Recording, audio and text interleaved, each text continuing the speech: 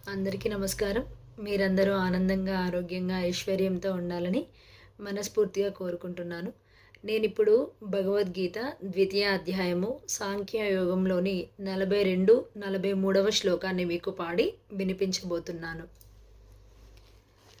యామిమాం పుష్పితాం వాచాం ప్రవదంత్యవిపచ్చితః వేదవాదరతః పార్థ నాన్యదస్तीति వాదినః కామాత్మనః స్వర్గపరా జన్మకర్మఫలప్రదాం క్రియా విశేషబహుళాం భోగైశ్వర్యగతిం ప్రతి.